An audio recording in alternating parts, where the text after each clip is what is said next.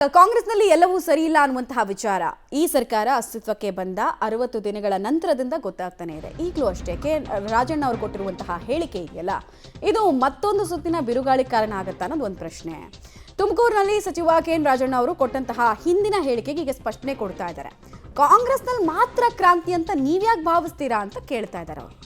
ಯಾವ ಸಂದರ್ಭದಲ್ಲಿ ಏನ್ ಬೇಕಾದರೂ ಆಗಬಹುದು, ಈಗಲೂ ಸಸ್ಪೆನ್ಸ್ ಅನ್ನ ಮುಂದುವರಿಸ್ತಾ ಇದ್ದಾರೆ. ಸಸ್ಪೆನ್ಸ್ ರಾಜಣ್ಣ ಅಂತ ಅವ್ರನ್ನ ಕರೀಬಹುದು.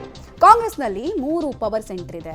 ಹೈಕಮಾಂಡು, ಕೆಪಿಸಿಸಿ ಮತ್ತು ಸಿಎಂ, 3 ಪವರ್ ಸೆಂಟರ್ಗಳು ಇದಾವೆ ಅನ್ನೋದನ್ನ ಇವಾಗಲೂ ಕೂಡ ಹೇಳ್ತಾ ಇದ್ದಾರೆ. ಸಿಎಂ ಬದಲಾವಣೆ ಅನ್ನೋದನ್ನ ಕಾಲ ನಿರ್ಣಯ ಮಾಡುತ್ತೆ ಅನ್ನೋದು ಕೆಎನ್ ರಾಜಣ್ಣ ಅವರ ಸ್ಪಷ್ಟನೆಯ ಭಾಗ. ಅದರಲ್ಲಿ ಇನ್ನಷ್ಟು ಗುಟ್ಟುಗಳನ್ನ ಸೇರಿಸೋ ಕೆಲಸ ಮಾಡ್ತಾ ಇದ್ದಾರೆ.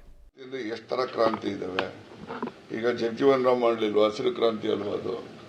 ಅದ್ ಲೆಕ್ಕಕ್ಕೆ ನೀವು ಬರೋದೆಲ್ಲ ಬರೀ ರಷ್ಯಾದೆಲ್ಲ 1919 ಆಯ್ತಲ್ಲ, ಅದು ಅಕ್ಟೋಬರ್ ಅಲ್ಲೇ ತಾನೇ ಆಗಿರೋದು.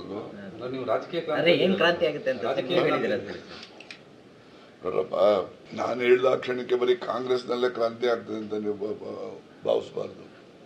ಬಿಜೆಪಿನಲ್ಲೂ ಆಗ್ತಾ ಇಲ್ವಂತ್ರಿ. ಈವನ್ ಕೇಂದ್ರ ಸರ್ಕಾರದಲ್ಲೂ ಕೂಡ ಬದಲಾವಣೆಗಳನ್ನು ನಿರೀಕ್ಷೆ ಮಾಡಬಹುದು. ಹೇಗೆ ಅಂದ್ರೆ ಅವ್ರದ್ದು ಸೆಟ್ ಆಫ್ ಪ್ರಿನ್ಸಿಪಲ್ಸ್ ಇದೆ RSS ನವ್ರದ್ದು. ಏನ್ ಪ್ರಿನ್ಸಿಪಲ್ಸ್ ಅದು? 75 ವರ್ಷದ ನಂತರ ಯಾರು ಕೂಡ ಜವಾಬ್ದಾರಿ ಸ್ಥಾನದಲ್ಲಿ ಬರಬಾರ್ದು ಅಂತಕ್ಕಂಥ ದೃಷ್ಟಿಯಿಂದ